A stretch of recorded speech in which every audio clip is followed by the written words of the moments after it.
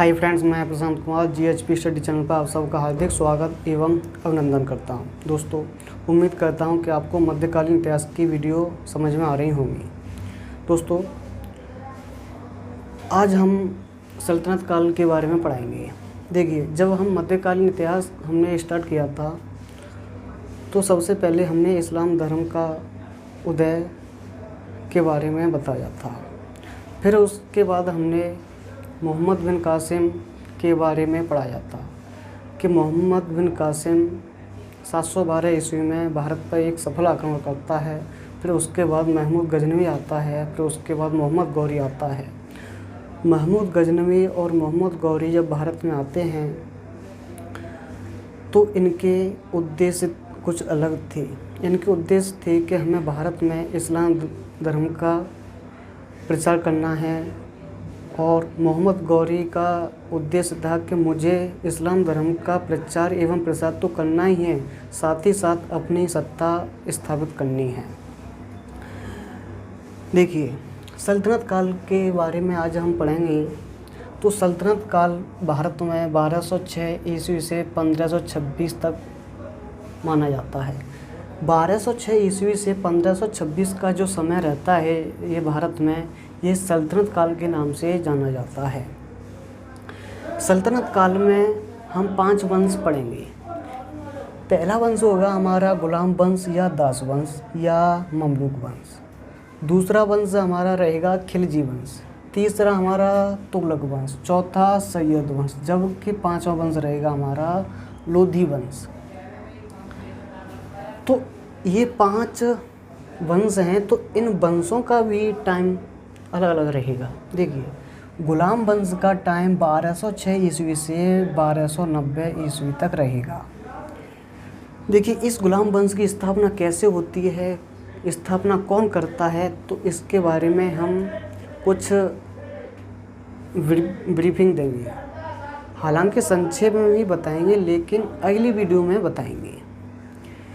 देखिए, जब मोहम्मद गौरी पृथ्वीराज चौहान से युद्ध करता है, तो जब उस युद्ध को जीतता है तो उस युद्ध को कुतुबुद्दीन ऐबक की सहायता से जीतता है, और मोहम्मद गौरी इस पूरा जीतने का श्रेय कुतुबुद्दीन ऐबक को देता है। जब मोहम्मद गौरी युद्ध को जीत करके भारत से गौड़ प्रदेश लौटता है तो उसके रास्ते में ही 1206 ईस्वी में उसकी मृत्यु हो जाती है। जब 1206 ईस्वी में उसकी मृत्यु हो जाती है तो इसका सेनापति कुतुबुद्दीन ऐबक रह जाता है भारत में, और ये सल्तनत काल की स्थापना करता है दिल्ली में, और लाहौर में राजधानी बनाता है। देखिए, कुतुबुद्दीन ऐबक 1206 में गुलाम वंश की स्थापना करता है। अब हम देखेंगे कि इस वंश को गुलाम या दास वंश के नाम से हम क्यों जानते हैं। इस वंश में हम 11 शासकों को पढ़ेंगे, जबकि 11 शासक ये गुलाम नहीं हैं। इनमें जो मेजॉरिटी है, सबसे ज़्यादा वो स्वतंत्र शासक हैं, वो गुलाम नहीं हैं। फिर भी इस वंश को हम गुलाम वंश के नाम से जानते हैं। देखिए, कुतुबुद्दीन ऐबक था, ये मोहम्मद गौरी का दास था। इल्तुतमिश था, ये कुतुबुद्दीन ऐबक का दास था, और गियासुद्दीन बलबन था, ये इल्तुतमिश का दास था। तो कुछ इतिहासकार इसकी वजह से इस वंश को गुलाम वंश या दास वंश के नाम से जानते हैं। देखिए, कुतुबुद्दीन ऐबक 1206 ईस्वी में इसकी स्थापना करता है। जब स्थापना करता है तो 1206 ईस्वी में ये गद्दी पर बैठ जाता है और लाहौर से पूरे भारत को चलाता है। 1210 ईस्वी में इसकी मृत्यु हो जाती है। मात्र 4 साल के लिए ये गद्दी पर बैठता है। इसकी मृत्यु घोड़े से गिर करके हो जाती है। फिर कुतुबुद्दीन ऐबक का पुत्र आता है आराम शाह। आराम शाह 1210 ईस्वी में आता है। ये ज़्यादा योग्य नहीं था आराम शाह, तो कुछ 7-8 महीने के लिए गद्दी पर बैठता है और इल्तुतमिश इसकी हत्या कर देता है। इल्तुतमिश कौन था? कुतुबुद्दीन ऐबक का दास था। दास होने के साथ ही साथ उसका दामाद भी था कुतुबुद्दीन ऐबक का। इल्तुतमिश दामाद भी था और दास भी था। जब इल्तुतमिश आराम साहब की हत्या करता है 1210 ईस्वी में गद्दी पर बैठ जाता है और 1236 ईस्वी तक ये शासन करता है। ये गुलाम वंश को धीरे धीरे आगे बढ़ाता है और मजबूत भी बनाता है और लाहौर से राजधानी को दिल्ली में शिफ्ट कर देता है। कौन? इल्तुतमिश। इल्तुतमिश गुलाम वंश का वास्तविक संस्थापक माना जाता है। ठीक है, एक क्वेश्चन बनता है कि के गुलाम वंश का वास्तविक संस्थापक कौन है? तो हमारा आंसर होगा इल्तुतमिश। और एक हमारा क्वेश्चन बनेगा यहाँ से कि गुलाम वंश का संस्थापक कौन है? तो हमारा आंसर रहेगा कुतुबुद्दीन ऐबक। फिर इसके बाद इसका इल्तुतमिश का पुत्र आता है रुकनुद्दीन फिरोज शाह। ये 1236 ईस्वी में गद्दी पर बैठता है मात्र 7-8 महीने के लिए और 1236 ईस्वी में ही इसकी बहन आती है रजिया सुल्तान। तो रजिया सुल्तान एक योग्य शासका के रूप में जानी जाती है और रजिया सुल्तान इसको हटा देती है रुकनुद्दीन फिरोज शाह को। तो इसके बारे में कुछ इंटरेस्टिंग कहानी है, तो हम अगली वीडियो में जानेंगे। रजिया सुल्तान 1236 ईस्वी में गद्दी पर बैठती है और ये 4 साल शासन करती है। 1240 ईस्वी में इसकी मृत्यु हो जाती है। इसकी मृत्यु कैसे होती है, कौन करवाता है, तो वो हम अगली वीडियो में जानेंगे। इसके बाद हमारे 3 शासक आते हैं। 3 शासक ये हमारे ऐसे हैं, ये क्वेश्चन की दृष्टि से ज़्यादा महत्वपूर्ण नहीं है। रजिया सुल्तान के बाद बहराम शाह आते हैं, अलाउद्दीन मसूद आता है, अलाउद्दीन मसूद के बाद नसरुद्दीन महमूद आता है। ये तीनों शासक 1240 ईस्वी से 1266 तक शासन करते हैं। फिर इसके बाद गियासुद्दीन बलबन आता है। गियासुद्दीन बलबन 1266 ईस्वी से 1287 तक शासन करता है। गियासुद्दीन बलबन एक योग्य शासक के रूप में जाना जाता है और ये दास वंश को पुनः जीवित करने का प्रयास करता है। बलबन के बाद कैकुबाद आता है। कैकुबाद इसका पुत्र था बलबन का। कैकुबाद 1287 ईस्वी में आता है और 1290 तक शासन करता है, मात्र 3 साल के लिए। कैकुबाद के बाद क्यूमर्स आता है और 1290 में बैठता है और 1290 में ही इसकी मृत्यु हो जाती है। क्यूमर्स और गुलाम वंश यहाँ ख़त्म हो जाता है। क्यूमर्स की हत्या कौन करता है? जलालुद्दीन फिरोज खिलजी। जब इसकी क्यूमर्स की 1290 में हत्या करता है और जलालुद्दीन फिरोज खिलजी वंश की स्थापना कर देता है 1290 ईस्वी में। 1290 ईस्वी से 1296 तक ये शासन करता है। कौन? जलालुद्दीन फिरोज खिलजी।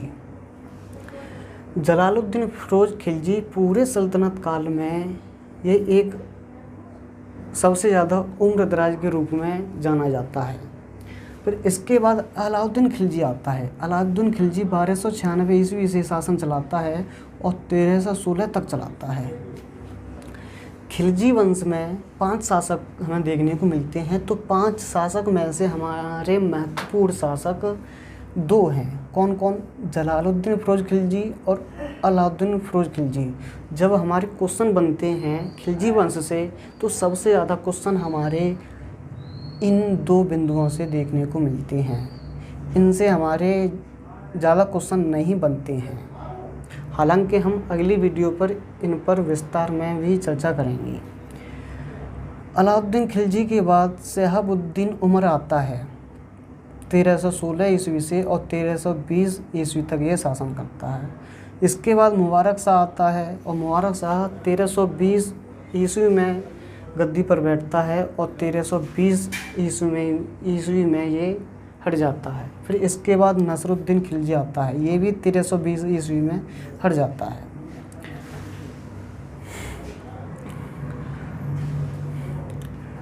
नसरुद्दीन खिलजी की हत्या 1320 ईस्वी में गयासुद्दीन तुगलक करता है। और गयासुद्दीन तुगलक जब इसकी हत्या करता है तो तुगलक वंश की स्थापना कर देता है। गयासुद्दीन तुगलक की ये 1320 ईस्वी में तुगलक वंश की स्थापना करता है और 1325 ईस्वी तक ये शासन करता है। तुगलक वंश हमें सल्तनत काल में 1320 ईस्वी से लेकर के 1398 तक देखने को मिलता है। फिर जब गयासुद्दीन तुगलक की मृत्यु 1325 ईस्वी में हो जाती है, फिर इसका भतीजा आता है मोहम्मद बिन तुगलक। ये पूरे सल्तनत काल में एक योग्य, एक शिक्षित शासक के रूप में हमें देखने को मिलता है, मोहम्मद बिन तुगलक। ये 1325 ईस्वी में आता है और 1351 तक अपना शासन करता है। मोहम्मद बिन तुगलक हमें शिक्षित तो देखने को मिलता है, लेकिन ये इसकी गिनती असफल राजाओं में आती है। असफल राजाओं में कैसे आती है कि जब ये कुछ सांकेतिक सिक्का चलाने का प्रयास करता है तो ये वहाँ असफल हो जाता है। और दिल्ली से राजधानी को देवगिरी जब बनाने का प्रयास करता है तो वहाँ भी इसका अभियान असफल हो जाता है। फिर इसके बाद फिरोज शाह तुगलक आता है। ये 1351 ईस्वी से 1388 ईस्वी तक शासन करता है। तो इस तुगलक वंश में भी हमारे दो महत्वपूर्ण बिंदु हैं जो यहाँ से क्वेश्चन बनते हैं। यहाँ से हमारे ज़्यादा क्वेश्चन नहीं बनते हैं, फिरोज शाह से और नसरुद्दीन महमूद से। नासिरुद्दीन महमूद तुगलक वंश का अंतिम शासक होता है। 1398 ईस्वी में दिल्ली में तैमूरलंग का आक्रमण करता है। तो उस समय नासिरुद्दीन महमूद शासन करता है। जब तैमूरलंग का आक्रमण करता है 1398 ईस्वी में, तो इस नासिरुद्दीन महमूद की वो हत्या कर देता है। और तैमूरलंग का सेनापति था खिज्र खां। जब तैमूरलंग वापस चला जाता है अपने देश में, तो खिज्र खां उसका सेनापति रह जाता है और वो सैयद वंश की स्थापना कर देता है 1414 ईस्वी में। देखिए, हमें तुगलक वंश 1320 ईस्वी से 1398 तक मूल रूप से देखने को मिलता है, लेकिन ये वंश 1320 ईस्वी से 1414 तक चलता है। लेकिन कुछ असफल राजा हमें यहाँ देखने को मिलते हैं, तो वे कुछ मजबूत शासन नहीं बना पाते हैं और वो धीरे धीरे तुगलक वंश चलता रहता है। लेकिन वास्तविक तुगलक वंश 1398 ईस्वी में ख़त्म हो जाता है और 1414 ईस्वी में खिज्र खां सैयद वंश की स्थापना कर देता है। खिज्र खां 1414 ईस्वी से 1421 तक शासन करता है। फिर इसके बाद मुबारक शाह आता है। मुबारक शाह 1421 से 1434 तक शासन करता है। इसके बाद मोहम्मद शाह आता है। इसके बाद अलाउद्दीन आलम शाह आते हैं और 1343 ईस्वी से 1351 तक शासन करते हैं। तो सैयद वंश में यहाँ हमारे दो इम्पोर्टेंट शासक हैं। कौन कौन? खिज्र खां के बारे में हम अगली वीडियो में विस्तार से पढ़ेंगे और तैमूरलंग के बारे में हम पढ़ेंगे कि तैमूरलंग भारत में आता है, उसका एक सेनापति सैयद वंश की स्थापना कर देता है। इसके बाद लोधी वंश आता है। देखिए, ये हमारे 5 वंश हैं। तो 5 वंशों में ये हमारे मुस्लिम हैं, लेकिन ये मुस्लिम भी 2 कैटेगरी में डिवाइड हैं। जो 4 वंश हैं, ये गुलाम वंश, खिलजी वंश और तुगलक वंश और सैयद वंश, ये तुर्क मुसलमान से संबंधित हैं, जबकि लोधी वंश अफगान मुसलमानों से संबंधित है। देखिए, लोधी वंश की स्थापना कौन करता है और कब होती है? तो इसकी लोधी वंश की स्थापना बहलोल लोधी स्थापना करता है 1451 में, और ये 1451 1451 में इसकी स्थापना करता है और 1489 में इसकी मृत्यु हो जाती है। लोधी वंश हमें 1451 से 1526 तक देखने को मिलता है। 1526 में बाबर आ जाता है और इब्राहिम लोधी से युद्ध होता है, पानीपत का युद्ध। तो बाबर इब्राहिम लोधी को पराजित कर देता है और बाबर भारत में मुग़ल वंश की स्थापना कर देता है। देखिए, बहलोल लोधी के बाद सिकंदर लोधी आता है। सिकंदर लोधी जो इसने आगरा की स्थापना की थी, तो यहाँ से भी हमें महत्वपूर्ण क्वेश्चन देखने को मिलते हैं।